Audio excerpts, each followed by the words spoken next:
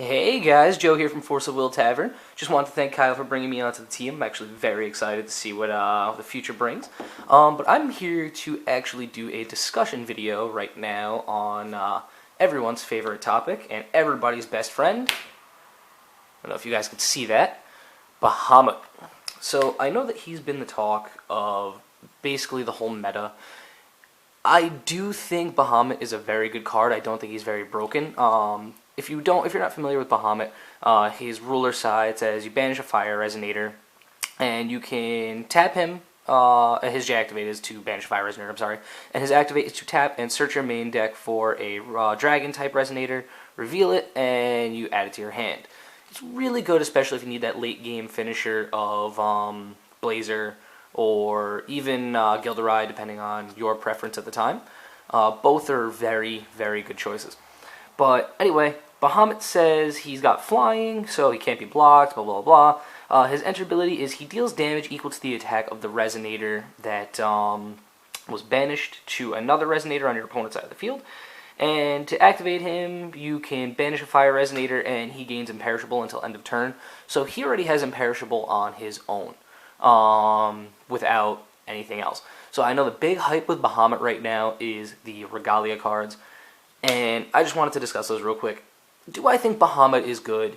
Yes. Is he tier 1? Yes. Is he a fast deck? Yes. Are they going to open up the nuts 100% of the time? Absolutely not. Because if I'm correct from what I'm understanding, you basically really need to draw those nuts in order to be able to deal that damage on what I consider to be turn 0, but everybody says turn 1. I know, I'm crazy. But your hand needs to basically look a little something like this. Don't mind me, I'm actually missing one card at the moment from the hand, which is the FoW.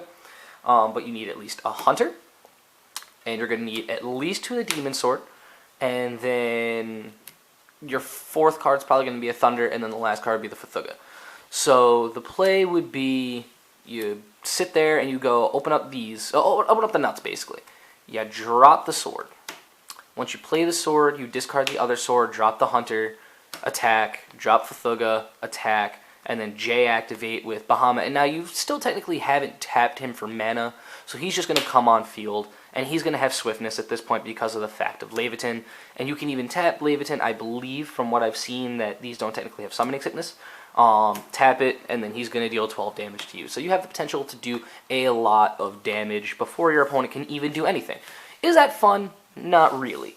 Is it broken? Absolutely. Does it always happen? More than likely not. You really have to draw the nuts unless you really base your deck off of trying to get that one combo. And if you base your deck off of trying to get that one specific combo on its own, you're probably not going to do so hot.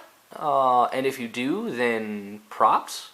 I personally, again, think he's good. He obviously has some really sweet cards that go really well with him in just a deck in general.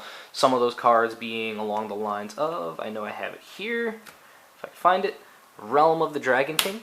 I know that this card, when I was playing Elves, was the bane of my existence, because every single time I'd sit there, and obviously to play like the big Elves that you want to play being, damn, what's her name? I lost it. Anyway, you got, Christy, Fina, there we go, I don't know how I lost that name.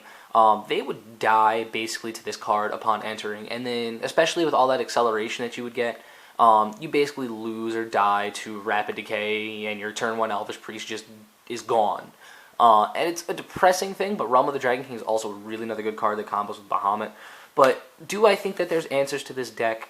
Absolutely. And you guys are going to think I'm crazy, but it's true. Faria. In my opinion, the whole Knight of the Round Table deck is a very good answer. It searches any Regalia or any, any Regalia or any Knight of the Round Table once you drop a Percival. And Percival's honestly my favorite card in this deck. It's the real MVP. You drop her, technically him, but on the card it's a female because Japan. And you drop her, and you just search for any Regalia. It doesn't matter which one. It could be Excalibur or Leviathan, doesn't matter, or a Knight of the Round Table, and add it to your hand. So you basically sit there on Faria, and you just at some point just go attack. And then I personally use Almirius, the Levitating Stone, because if you have Leviathan out and you've got Almerius, I love getting Almerius as my first stone. I wish I could, make that happen like Shahrazad could. But you drop that and you're attacking for a butt ton of damage. And the way you basically stop their turn one play, especially if you're going first, you always want to go first, I've noticed in this game, at least for me. You drop Holy Warrior of Hope, and then that just shuts down their entire play as far as dropping the turn 1 Hunter and swinging for butt tons of damage. They can drop the Hunter, but then they have to incarnate into FoW and then attack and then hope that you block and then go into Bahamut, which at least takes away 300 of that damage. I know it doesn't sound like much, but it at least helps, and then you can just go block into FoW, which is really nice. You also have cards such as Lancelot, because not for nothing, if they have really no answers to your board, which they're more than likely not, because they're only going to have one card in hand by the time they get their nutty combo off. You just drop Lancelot and you're just going to attack for a lot, because you at least get board presence with a deck like this. And if they drop a card such as Realm of the Dragon King or anything like that, the sideboard is honestly a very good answer, as well as some cards on the main board.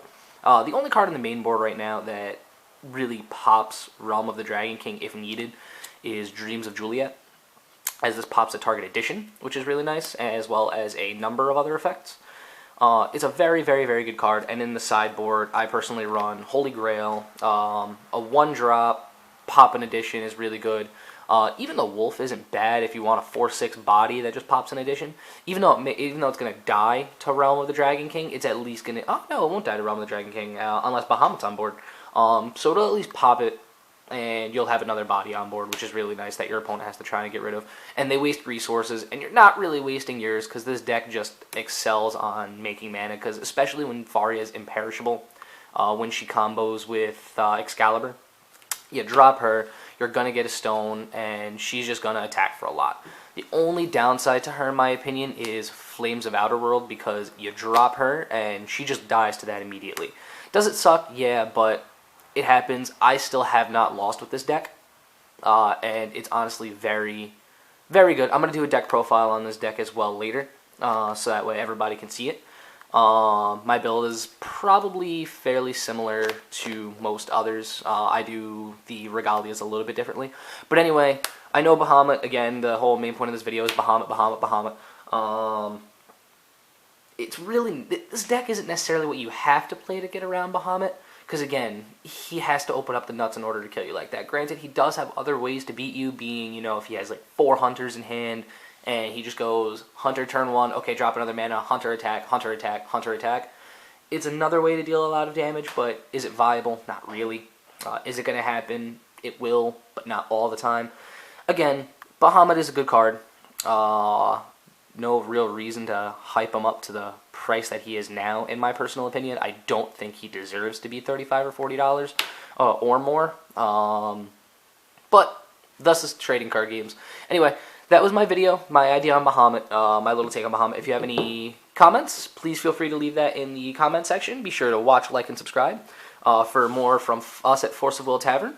And we're going to be doing some pretty sweet stuff, and I'm going to be bringing you a lot of deck profiles, a lot of ruler answers, and a lot of discussion videos. And that's what this really is a discussion video on what you think of Bahamut, what your answers to Bahamut might be. So again, feel free to drop a like, drop a comment, and we'll talk to you guys later. See ya!